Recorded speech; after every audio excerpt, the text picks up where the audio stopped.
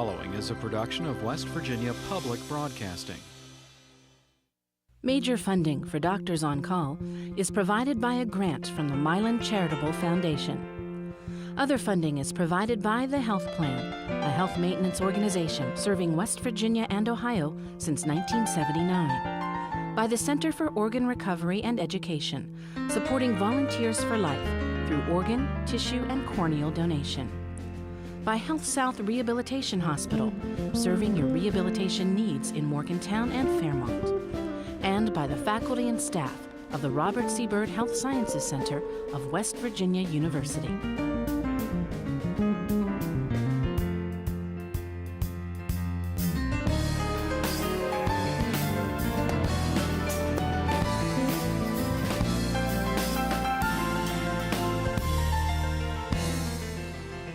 Welcome to Doctors on Call. Tonight's topic, summer emergencies. Two experts are here to answer your questions. Now here's your host, Dr. Bill Ramsey. Good evening. It can happen to anyone. You cut your finger, turn an ankle, burn your hand, or fall off your bike. Then you wonder about the best way to handle your injury. Can you take care of it at home, or do you need to go to the emergency department? For others, you may need to see your doctor or call an ambulance. What can you do to stop bleeding? How do you know if your bone is broken? What can you do to prevent accidents over the summer? We'll get answers to those questions and more tonight from our two guests. Dr. Owen Lander, Medical Director of the Emergency Department at West Virginia University, and Dr. Chris Good, an emergency medicine physician and acting director of WVU Urgent Care.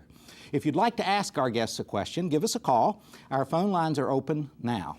Well, Owen, we love the heat and the sun that comes with summer, and we're more active, but it can really be a busy time in the emergency department, can't it? It certainly can. We get busy in the emergency department in the summer. In terms of the heat, I think people tend to focus on the common things, sunburn and dehydration, and while those are certainly a nuisance and painful and inconvenient, heat can be much more serious. It can be deadly, and really what it amounts to is heat stroke is what we're worried about. And that's basically the point at which your body can no longer compensate and your temperature starts to rise. And the hallmark is altered mental status. Mm-hmm. Basically, if anybody's out in the sun or the heat and they start acting goofy, they need to get in the shade and someone needs to take their temperature. And if their temperature is above normal, they need to get to an emergency department. Right, and there are groups of people that are more susceptible to that heat. Absolutely, illness, right? Pretty much, as with most things, the extremes of age put you at risk. The young folks who can't tell you that they're getting hot, they're out in a stroller and getting basically baked. And the elderly, because a lot of them are on medications for different things, heart disease and so on, and they can affect your ability to compensate. Beta blockers slow down your heart rate, diuretics contribute to dehydration, and they're more susceptible. And then the young folks who earning a living out roofing and think they're tough enough and they don't have to worry about it. It doesn't matter how young and fit you are. If you're out on the top of a roof in 100 degrees working all day long, you can get in trouble. And I'm sure we'll probably have some questions tonight dealing with some of those heat emergencies. Well, Chris, the 4th of July is just around the corner, and we'll start seeing the fireworks vendors along the roadsides in West Virginia. People really often don't realize how dangerous fireworks is, even the legal kind, right? Well, fireworks, you know, when you come to the 4th of July, the sun's out, everybody wants to go to a barbecue and a picnic, and they want to have a good time. People are under the impression it's because they're sold in West Virginia that they're safe. Everybody wants to give their little kid a sparkler, and they want to run around and have a lot of fun, and that poses a lot of danger. You have danger. We see a lot of burns. The sparklers have different chemicals and contaminants that get on the skin and can actually burn and burn. So if you do get exposed to those, you'd want to wipe those off as soon as possible. The other thing is watch the eyes. Right. You know, what happens when it's dark? It's real beautiful to run around with these sparklers and flip them around in the air, but you're gonna hit somebody in the eye. And let's not forget that really when we're talking about fireworks, we're talking about little pieces of dynamite. Okay, these are the same things that we use in our coal mines and our rock quarries and things like that. So let's remember what those are and that have explosions. And I really wouldn't let children play with them. They can be in the area, but they need to be supervised. No one should ever light one while it's in their hand. those fuses, the quality control on them isn't great. So you never know how quick the fuse is. Right. Yeah, I would Go echo ahead. that. Just echo that hand rule. It's like firearm safety.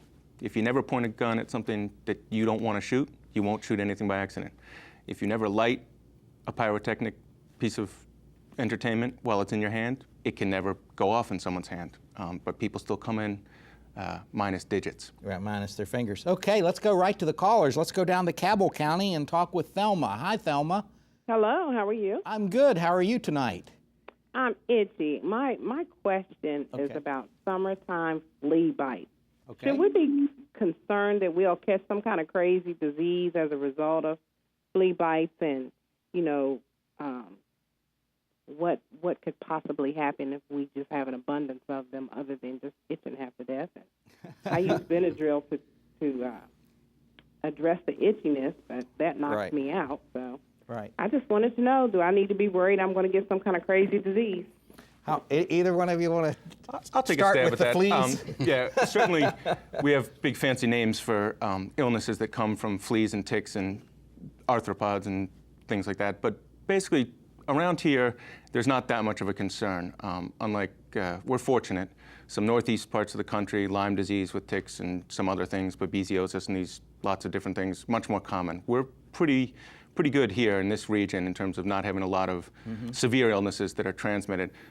But obviously, the least exposure you can get, the better. And I would suggest to the caller and to everyone else, yeah, you can treat yourself with Benadryl and so on, but the real answer is get rid of the fleas. And it takes time. Once you have an infestation in a house or in carpets and so on, you got to pretty much go after them pretty hard. But there's some great products out now for the animals, and that's the primary vector. I'm assuming most people, the fleas get into the house on the animals. There's some great things out now, which is just a little 2 or 3 drops of liquid on the back of the neck once a month, and it will get rid of the fleas. It's not like when I was a kid, we used to have this powder you had to put on the cats and these bombs you set off in the house, and you couldn't go in the house for 12, 24 hours. None of that, all that stuff, we've come a long way. There are much better ways to control them now. Right. But the fleas themselves, as Thelma specifically asked, is not particularly dangerous, other than it's just good overall health. I would say not to have it. Yeah, I would say Hygiene. your biggest risk is actually the itching and the scratching, and then getting a secondary infection. Certainly, staph infections and getting sick that way than an actual illness transmitted by the flea itself in this region. Right. And while we're talking about fleas, we're also talking about being outside. Right. We have very heavily wooded areas in West Virginia. So when you do go out, take advantage of all the different repellents that are on the market, and that will lower your risk.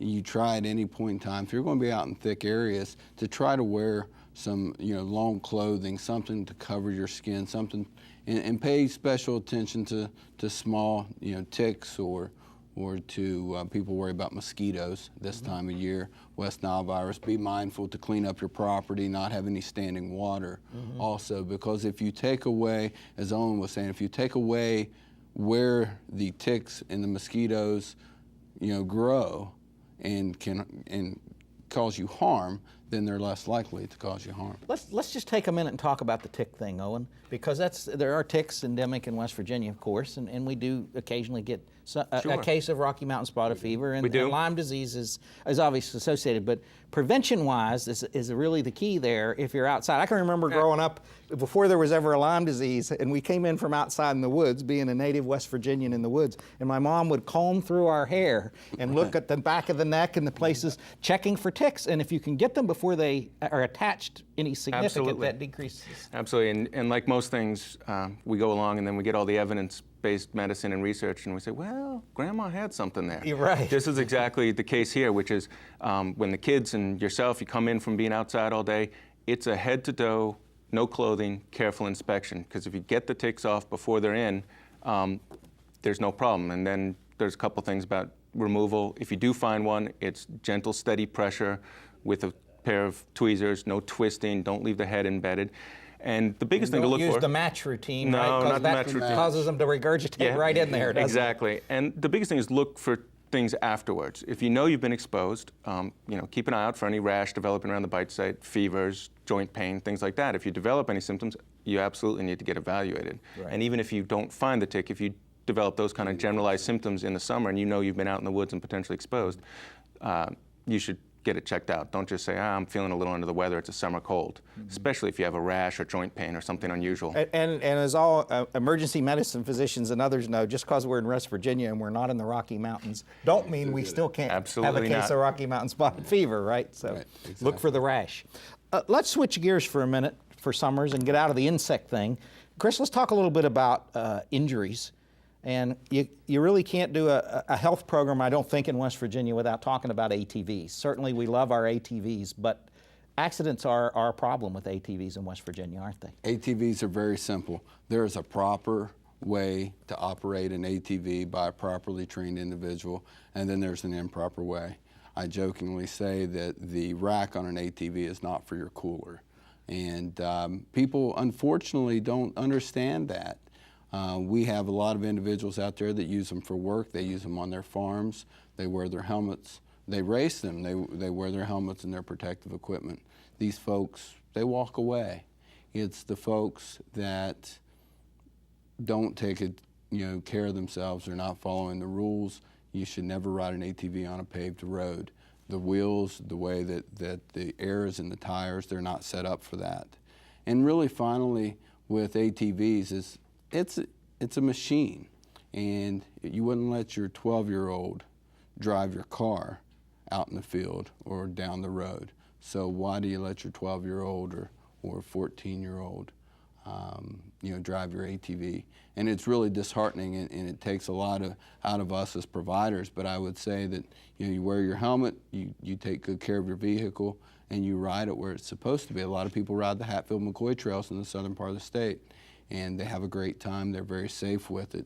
So ride them hard and ride them safe. And an interesting point to that, I might add, is that, believe it or not, the serious and fatal injuries in West Virginia were not on the Hatfield and McCoy Trail, where people are required to use proper protection. Absolutely They're not. usually on a hard road out where people are not doing the things they need to be doing. It's a similar thing to a lot of folks might have watched it. We just had one televised last week in the High Point motocross races. Similar thing. Those folks are all very serious about their protective equipment, and the biggest thing we see is an occasional broken collarbone or maybe a broken ankle, but these guys are going 30, 40 feet in the air and get separated from the bike, but they're wearing the gear and they come in and they're basically all right, as opposed to a kid I took care of last weekend who ran his ATV into his uncle's car in the driveway at 25 miles an hour and went over the top of it, and he showed up, and what he had been wearing to ride this ATV was a pair of shorts and flip-flops. Right. That's it. Not even a shirt. We're talking about summertime emergencies.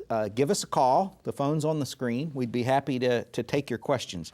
Let's go back a little bit and talk about bee stings. That's another common scenario. Who wants to talk about bees? I'm fairly passionate about bee stings because I find that people either underreact or they overreact to bee stings. It doesn't take long to figure out if you are allergic to bee stings. If you have a history of that, you should pay special attention. If you have small children that are allergic to bee stings, you must remember that talk to your doctor, talk to your local physician, and ask about the EpiPen or the EpiPen Junior, which is the same medicine that Dr. Ramsey or Dr. Lander or I would give you when you came to our emergency department, but can be self-injected, and it is a life-saving tool. Remember, you also need 2 of them. You're going to send your children to camp. You're going to send your children to grandma's. Let's make sure that they have them. Now, if you get stung by a bee, you're going to have some redness, some pain. If you have it on your arm or somewhere on your leg and redness, pain, put some ice on it, take some Benadryl, some Motrin. But if you develop any facial swelling, any funny feeling in your tongue, your nose, your throat, or any problems, pain, tightness in your chest, I would definitely seek medical attention immediately, whether you're close to a facility and you can get to one or call 911, because EMS agencies in this state have the opportunity and also the tools to treat you on site, just like we would in our emergency departments. Yeah. The other thing that's common about bees is that all bees are not the same. The wasp variety, some people may be allergic to wasps and not be allergic to the honeybees or the yellow jackets. And so knowing kind of your bee history there is also, I think, a useful thing for our folks to do. All right, let's switch gears now. Let's talk about exposure to the sun. As you said, Owen, those are a nuisance, but what can people, what's the simple advice about sunburn? Let's talk about the prevention first, which most everybody knows about now, but let's still talk about that. And then what can you do when you really do get the bad Briefly, from the prevention standpoint, just as Dr. Good was saying, he's passionate about people being aware and protected with bee stings. I'm pretty passionate, as my wife will attest to, about sunscreen.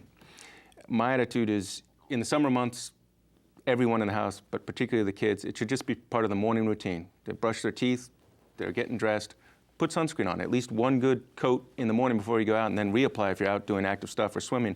But you just get in the habit, and before you know it, just like seatbelts now, your kids will be reminding you, hey, you're forgetting the sunscreen. I haven't put on my sunscreen yet. And you want to get that habit started when they're young. Because we have pretty good evidence that one single severe sunburn under the age of 10 significantly increases your lifelong risk of melanoma or skin cancer. It just takes one burn. It's different than you think, oh, the person has been out baking their whole life in Florida, they're going to end up. Just one bad burn damages the base layer of the skin and makes it more prone to cancer later in life. So it's something to be taken seriously with the sunscreen, the preventative stuff. Moving on to what you do if you get it, obviously it's just like any other burn. It's gonna hurt. They're topical anesthetics you can get at the drugstore, aloe gels. The biggest thing is, once you have any degree of sunburn, you have to stay completely out of the sun until it's completely resolved. So that means getting a shirt on, hat, going inside. It's not good enough to say, I got a little burn this morning, I'll just put some sunscreen on and I'll be fine for the afternoon. Once you've actually gotten a sunburn, whether it's first or second degree, you need to stay completely out of the sun until it's healed.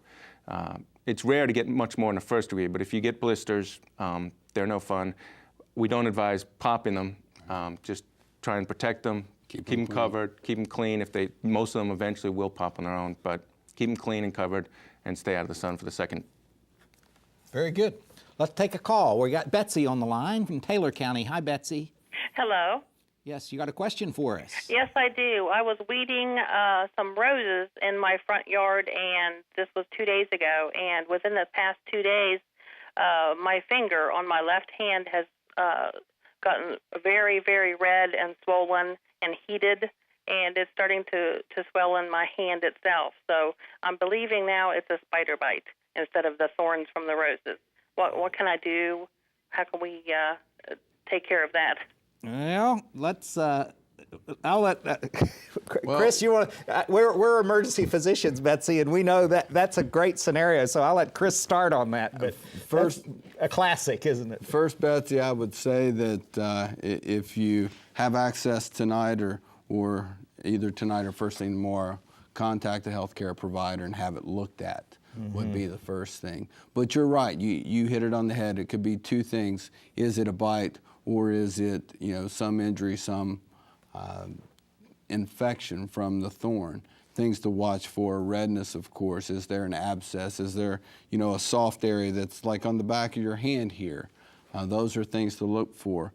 But if you have any redness, if it's especially extending up your arm, that is something that needs to be evaluated by a provider. It's hard to give that advice over the phone without looking at it, but based on what you said, I would encourage you strongly to have that looked at, and it may require either someone to open it up or lance it, for lack of the better term, but to lance it and to evaluate it. They may send it for culture. The other thing, spider bites are common, but they're not as common. This day and age, there are different, everybody's heard of MRSA, and that's something to also be careful of anytime you get an abscess on your skin. And if you have an abscess one time, it can be a bite of some sort, but if they're recurrent, be something to watch after also. But I would definitely encourage you, please go get that evaluated by a healthcare provider. You want to add something there, Owen? I think you're... Yeah, no, I kind of wished that one of my residents was here, because what you're describing is classic story for our big board tests and test questions we take in our field. I won't bore you with the long Latin names, but essentially there's an infection that comes almost exclusively from thorn puncture from roses in your hand. And it's treatable, but it needs specific treatment. But it does need to be treated. It does need to be treated because it can progress and get more severe. It's one of those don't miss diagnoses for our residents and docs. If someone comes in and says, I was working with a thorn bush and I got this and it looks like this.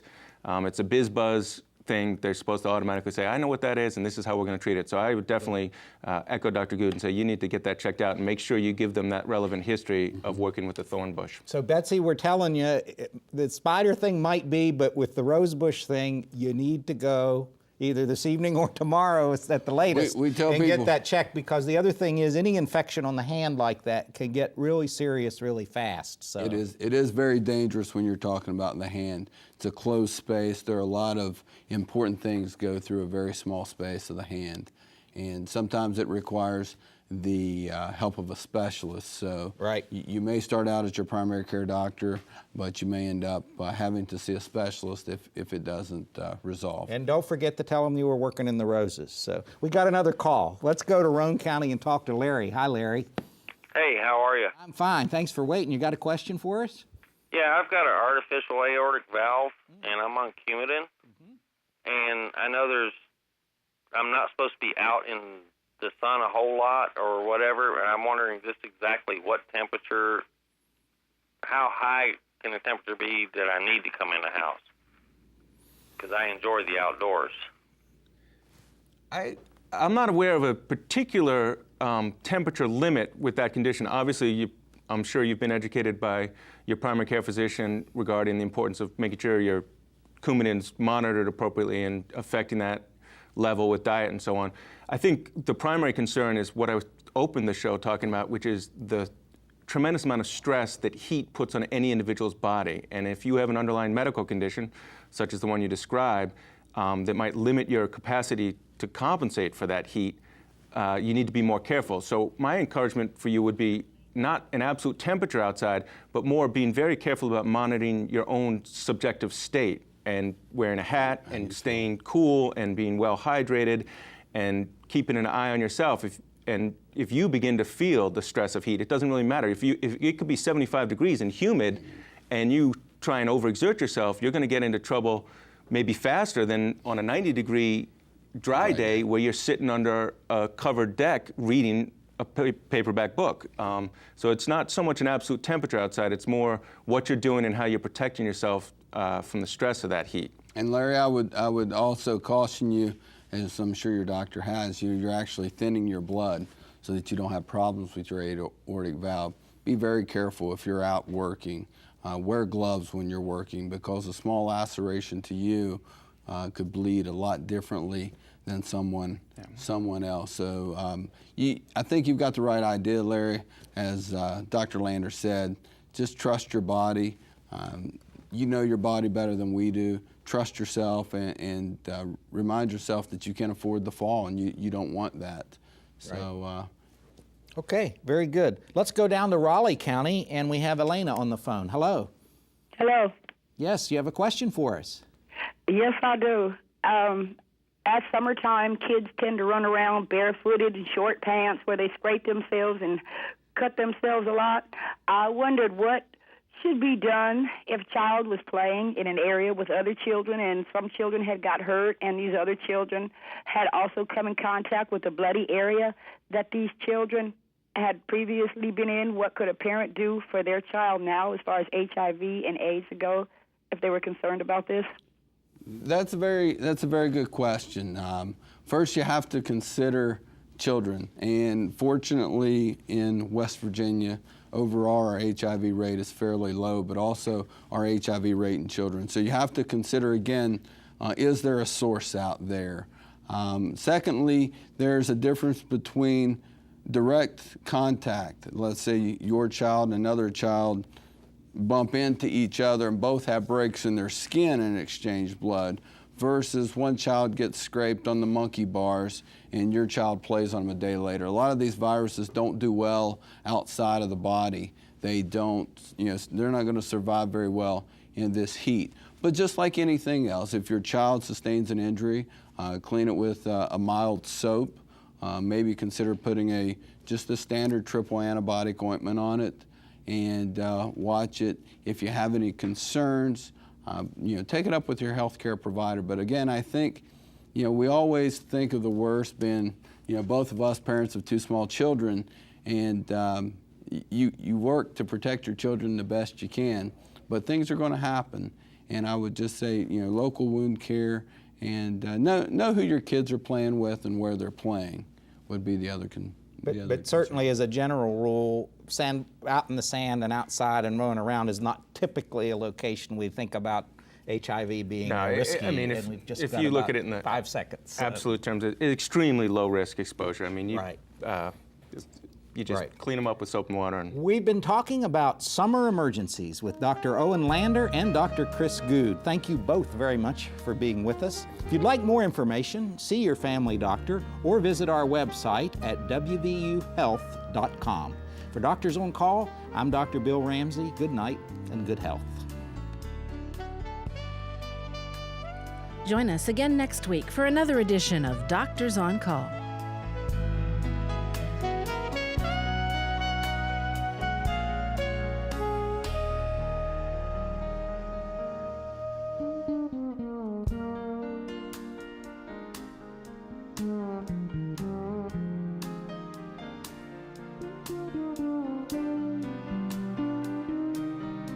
Major funding for Doctors on Call is provided by a grant from the Milan Charitable Foundation. Other funding is provided by the Health Plan, a health maintenance organization serving West Virginia and Ohio since 1979. By the Center for Organ Recovery and Education, supporting Volunteers for Life through organ, tissue, and corneal donation. By Health South Rehabilitation Hospital, serving your rehabilitation needs in Morgantown and Fairmont. And by the faculty and staff of the Robert C. Byrd Health Sciences Center of West Virginia University. This has been a production of West Virginia Public Broadcasting.